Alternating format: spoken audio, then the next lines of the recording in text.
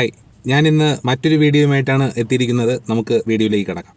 നമ്മുടെ ഇന്ത്യൻ സിനിമയിലെ universal hero എന്നറിയപ്പെടുന്ന കമലഹാസൻ്റെ ഏറ്റവും വലിയ സ്വപ്നങ്ങളിൽ ഉള്ള ഒരു ഡ്രീം പ്രോജക്റ്റ് എന്ന് വേണമെങ്കിൽ പറയാം. അതായിരുന്നു മരുതനായകം.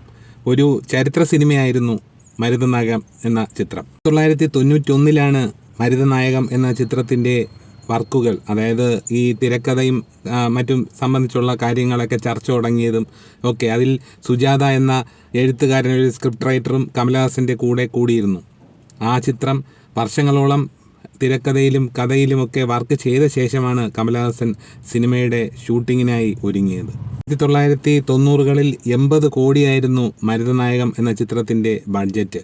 അതുകൊണ്ട് തന്നെ ബഡ്ജറ്റ് കൂടുതലായതുകൊണ്ട് തന്നെ ഒരു ബ്രിട്ടീഷ് കമ്പനി സിനിമയുമായി സഹകരിക്കാമെന്ന് ഉറപ്പ് കൊടുത്തതിനെ തുടർന്ന് ഷൂട്ടിങ്ങിലേക്ക് കടക്കുകയായിരുന്നു കമലഹാസൻ. കമലിൻ്റെ സുഹൃത്തായ അനന്തു മുതൽ ഒരു ഹിസ്റ്റോറിയൻ കൂടിയായ മുത്തയ്യ തുടങ്ങിയ ഒരു വൻ എഴുത്തുകാരുടെ ഒരു നിര തന്നെ ഈ മരുതനായകം എന്ന ചിത്രത്തിൻ്റെ സ്ക്രീൻ പ്ലേയും അതുപോലെ ഈ എഴുത്തു ജോലിയുമായി ബന്ധപ്പെട്ട് കമലഹാസൻ്റെ കൂടെ ചെലവഴിച്ചിരുന്നു. മരുതനായകത്തിൻ്റെ ഷൂട്ടിംഗ് 1997 ആരംഭിച്ചത്. സിനിമ ഷൂട്ട് ചെയ്യാൻ കൂടുതലും സ്റ്റുഡിയോ ഫ്ലോറായി ഉപയോഗിച്ചത് MGR ഫിലിം സിറ്റിയാണ്. ഈ ഷൂട്ടിംഗ് നടക്കുന്ന സമയത്ത് എലിസബത്ത് രാജ്ഞി ഇന്ത്യ സന്ദർശിച്ച വേളയായതുകൊണ്ട് എലിസബത്ത് രാജ്ഞി ഈ കമലിൻ്റെ ഷൂട്ടിംഗ് ലൊക്കേഷനും സന്ദർശിച്ചിരുന്നു. അതിൻ്റെയൊക്കെ ചിത്രങ്ങൾ നമ്മൾ അന്ന് പത്രത്തിലും സിനിമാ വാരികളിലും ഒക്കെ കണ്ടതാണ്. മരുതനായകത്തിൻ്റെ ഒരു സ്റ്റാർ കാസ്റ്റ് വളരെ വലുതായിരുന്നു. ഈ നടന്മാരായി വരുന്നവരുടെ കൂട്ടത്തിൽ കമലഹാസൻ, രജനി, അതുപോലെ അമിതാഭ് ബച്ചൻ, ഓംപുരി, അമരീഷ് പുരി, നമ്മുടെ തമിഴ് നടൻ നാസർ, അതുപോലെ തന്നെ വിഷ്ണുവർദ്ധൻ, ഇവരൊക്കെ ഉണ്ടായിരുന്നു. അതിലെ നായികയായി ഒരു കേന്ദ്ര കഥാപാത്രത്തെ അഭിനയിക്കുന്ന ഒരു ഫീമെയിൽ അന്വേഷിച്ചപ്പോൾ അതിൽ അഭിനയിക്കാനായി അപ്രോച്ച് ചെയ്തത് ടൈറ്റാനിക്കിലെ നായികയായ കേറ്റ് വിൻസ്ലെറ്റിനെയാണ്. പക്ഷേ അത് നടന്നില്ല എന്നുള്ളത് ഒരു സത്യമാണ്. സിനിമയിൽ ടെക്നിക്കൽ സൈഡ് നോക്കുകയാണെങ്കിൽ ക്യാമറ ചെയ്യാനായി PC ശ്രീറാമാണ് നിശ്ചയിച്ചിരുന്നത്. അതുപോലെ സിനിമയുടെ സംഗീത സംവിധായകനായി ഇളയരാജയാണ് തീരുമാനിച്ചിരുന്നത്. അതിൽ ഒരു വ്യത്യസ്തമായി അതിനകത്ത് MS സുബ്ബലക്ഷ്മിയുടെ ഒരു ഗാനവും ഉൾപ്പെടുത്തണമെന്ന് കമലഹാസൻ ആഗ്രഹിച്ചിരുന്നു. അക്കാലത്ത് മരുതനായകം എന്ന ചിത്രത്തിന് 80 കോടി ബഡ്ജറ്റിലാണ് സിനിമ നിർമ്മിക്കാനിരുന്നത്. ഇന്ത്യയിൽ നിർമ്മിച്ചിട്ടുള്ളതിൽ വെച്ച് ഏറ്റവും എക്സ്പെൻസീവായിട്ടുള്ള ഒരു സിനിമയായിരുന്നു കമലഹാസൻ പ്ലാൻ ചെയ്തിരുന്ന മരുതനായകം എന്ന ചിത്രം. ചിത്രത്തിൻ്റെ അരമണിക്കൂറോളം ഷൂട്ട് ചെയ്തിരുന്നു. അതിനുവേണ്ടി മാത്രം കമലഹാസൻ തൻ്റെ സമ്പാദ്യത്തിൽ നിന്ന് 8 കോടി രൂപയോളം ചിലവാക്കുകയും ചെയ്തിരുന്നു.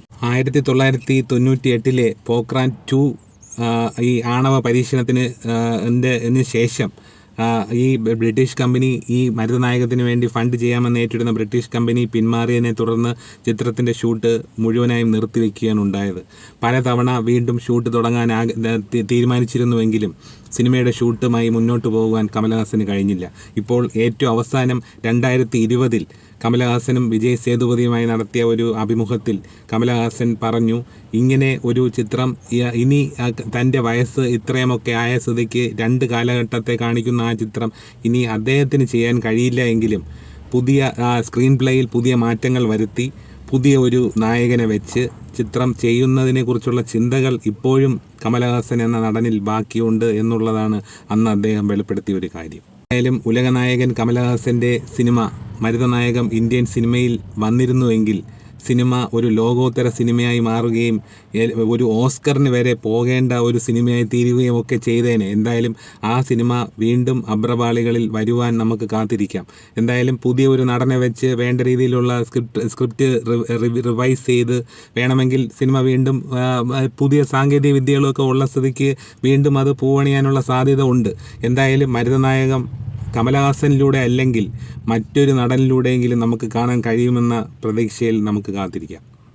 മരുതനായകം എന്ന കമലഹാസൻ ചിത്രത്തെക്കുറിച്ച് നിങ്ങൾക്കുള്ള അഭിപ്രായങ്ങളും സിനിമയെക്കുറിച്ചുള്ള നിങ്ങളുടെ വിശകലനവും ഒക്കെ ഒന്ന് കമൻറ്റ് ബോക്സിൽ രേഖപ്പെടുത്താൻ ശ്രമിക്കുക. എൻ്റെ വീഡിയോ ഇഷ്ടപ്പെട്ടുവെങ്കിൽ ഒന്ന് ലൈക്ക് ചെയ്യുക, ഷെയർ ചെയ്യുക, സബ്സ്ക്രൈബ് ചെയ്യുക. ബൈ.